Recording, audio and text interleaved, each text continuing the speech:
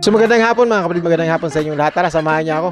Mag-alat-halat tayo at gawin natin ang ginagawa natin pang araw-araw, umaga, hapon, ang pagpapakain sa kanila ng ating mga chicken, mga sisiw. Ayan, no? Tapos yung ating yung mga kapatid, yung mga roosters and hens mga kapatid. So tara, samahan niyo ako. Ang video na ito ay ukol sa pag-aalaga ng manok mga kapatid. Tara, let's go. Pero bago ang lahat mga kapatid, pag-intro muna tayo mga kapatid.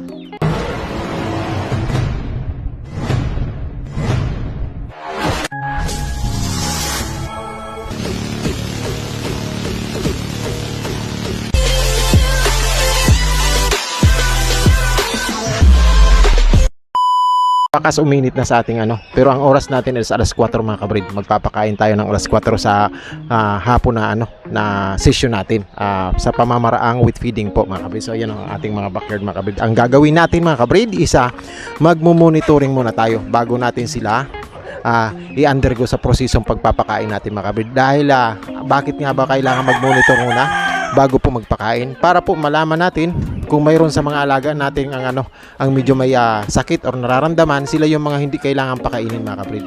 I-undergo natin ang manok na may karamdaman sa prosesong paggagamot mga kabrid. So tara, samahan niyo ako, i-check natin. So dahil mga animals to, mga manok, birds, we need to do the disclaimer method mga kabrid. So disclaimer lang, there were no animals that were harmed during the making of this video. This video is for viewing, breeding, and sharing purposes only mga kabrid. I was just trying to share my knowledge on how I raise my chickens and fowls in my small backyard mga kabrid. So tara mga kabrid, ayan na, pakita natin, checking tayo sa ating mga alaga mga kabrid.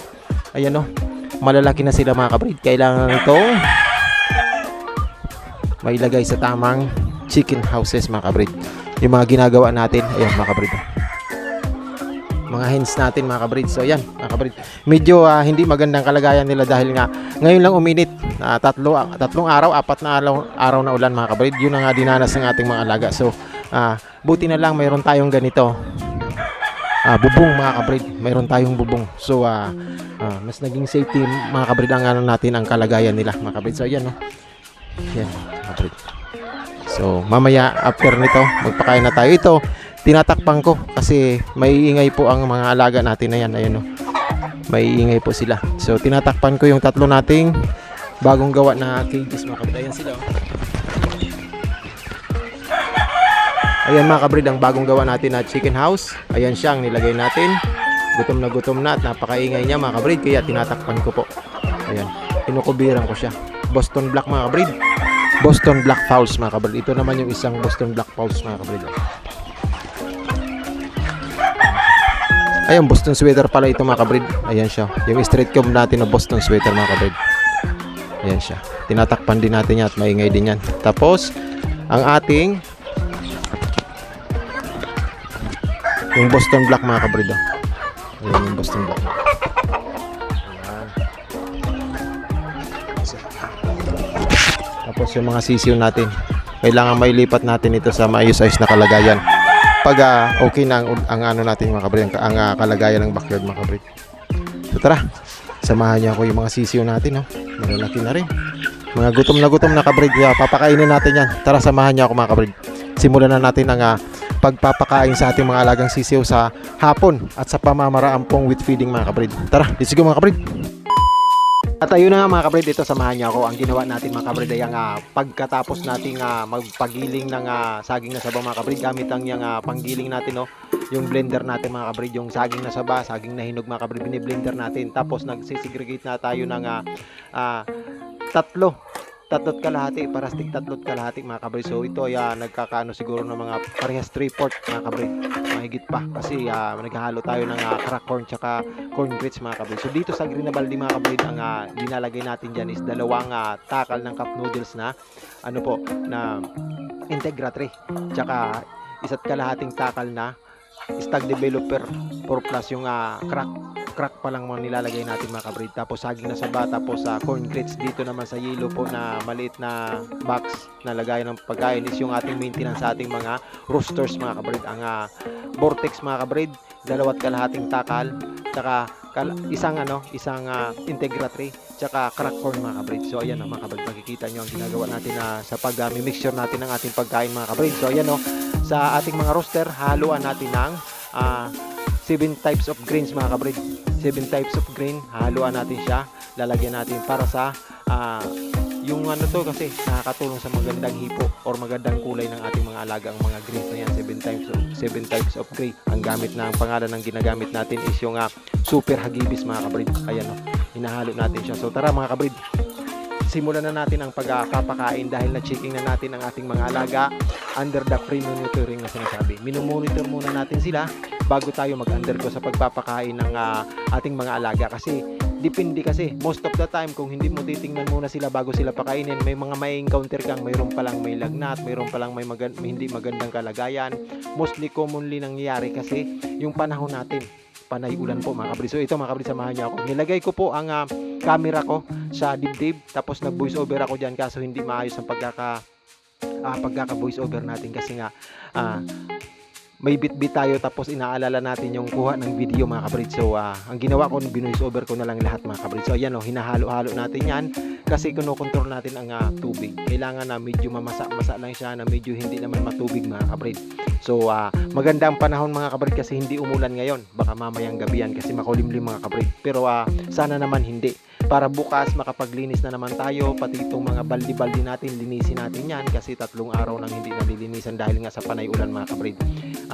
Hindi maganda maglakad-lakad sa backyard kasi syempre ang putik, pag lakad mo dyan, pagdating mo dun sa dulo, yung swilas ng iyong chinilas ay tatlong dangkal na mga kabrid, para ka nang naka-high heels mga kabrid sa swilas mo na pagdating dun dahil sa sobrang putik mga kabrid. So ayan mga sisiw natin mga kabrid, yung crossbreed natin ng mga gray, yung itim, tsaka yung bulik. Ayan, pinagsama-sama natin, kunti lang ang napasurvive natin mga kabrid. So ayan kabrid, andito rin sa kabila yung isa, hinalo-halo natin. So tara, samahan niyo ako.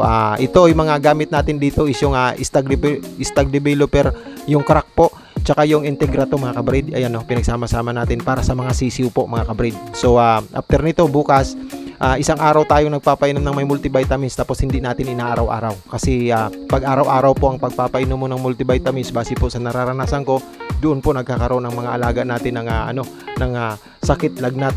Pag magkaroon po ng ganun mga kabrid ang mga alaga nating sisiw, dahil araw-araw nating nilalagyan ng multivitamins sa painom ng tubig mga kabrid, nagkakaroon po sila, para sa akin, para sa aking karanasan, nagkakaroon po sila ng resistance sa gamot dahil sanay sila sa multivitamins. Gamot din po iyon mga kabrid. So pag nagkasakit, hindi mo siya kayang gamutin ng mga natural na commercial na produkto gaya ng Premoxil mga kabrid.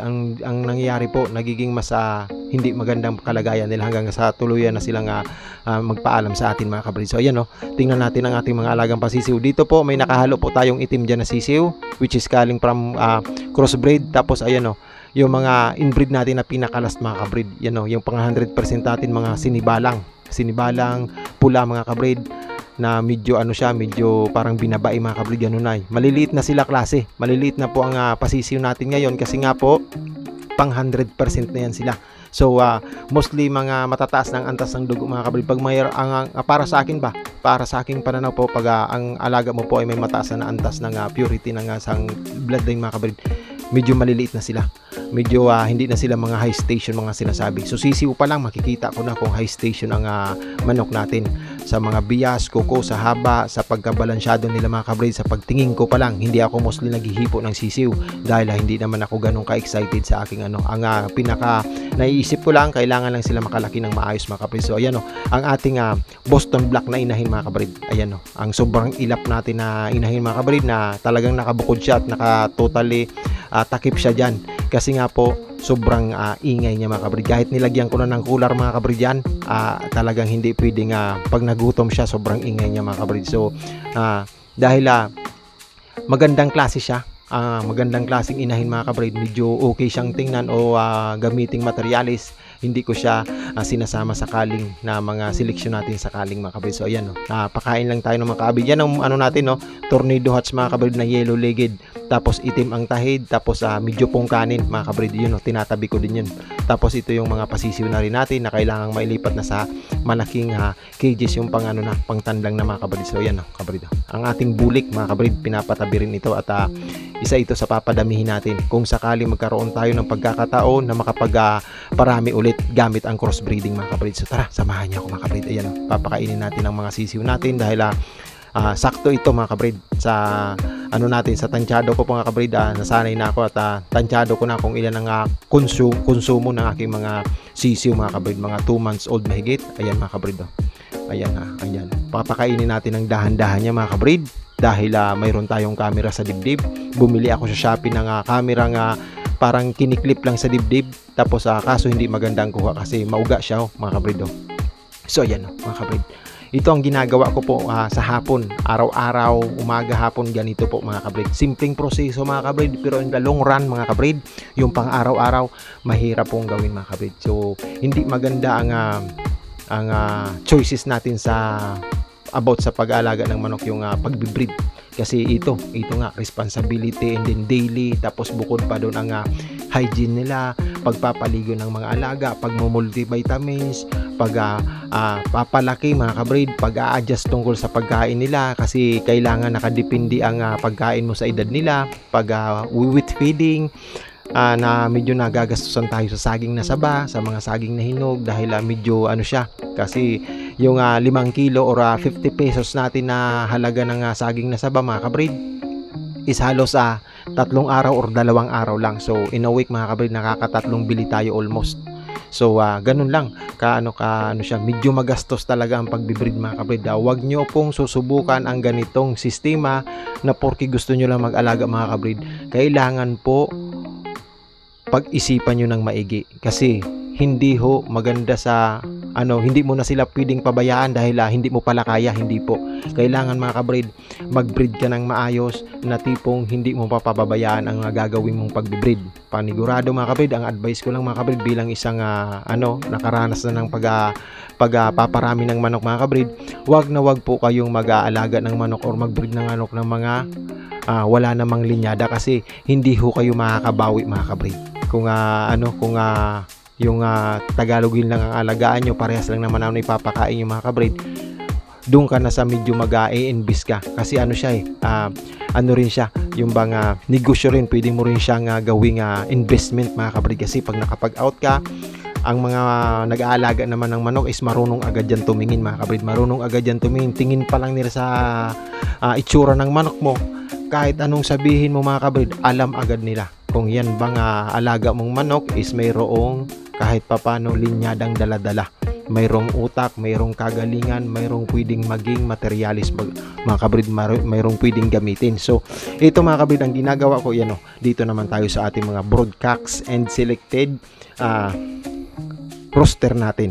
So dito sila sa safe keep natin, may nakatapat dyan na camera mga kabrid. So ayan yung sinibalang natin, yung ating gray na mga selected natin na pwedeng ihalili sa pag-crossbreed natin mga kabrid. So ayan yung ating mga broadcast, ayan yan yung ating sinibalang na pinakapuno natin na sinibalang. Magpo 4 years old na sila yan mga kabrid. 4 years old mula itlog, inalagaan natin. Paulit-ulit kong sasabihin ito na mula itlog pa lang yan mga kabrid, inalagaan na natin hanggang sa ngayong magpo 4 years old na sila.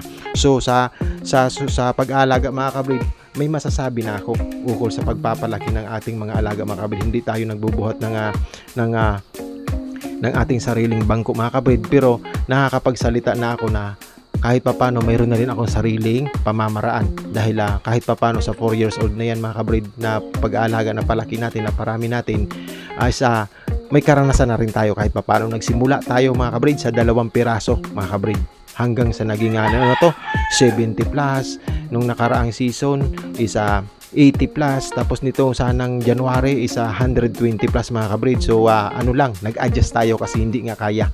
Ang akala ko mga kabrid is magiging consistent ang pagsahod natin sa YT mga kabrid. So hindi pala, mahirap pala talaga ang pag-YT. Kung hindi mo gagandahan ang bids mo, hindi mo sisipagan, hindi mo po bibigyan ng panahon ang pag-YT, mahirap mong makuha makamit ang iyong inaasam na makasahod sa YT ng buwan-buwan mga kabrid. So nagpapasalamat ako sa mga tumutulong na yung mga nagre-renew sa akin ng mga membership, yung mga nagpapalipad kay Sir June, ayan dyan, maraming salamat po sa inyo. Kahit papano hindi ho tayo nabibehind or nadidelay talaga ng todo. So 4 na buwan mga kabrid bago ako ulit nakasahod. Tapos ngayon pa nadidelay pa ang sahod natin sa YT kasi nga po nagkaroon ng problema sa settings natin mga kabrid. So antay na lang din tayo ulit kung kailan ulit mag-update si ating AdSense, kung kailan ulit tayo available mag-sahod mga kabrid. So for now mga kabrid talagang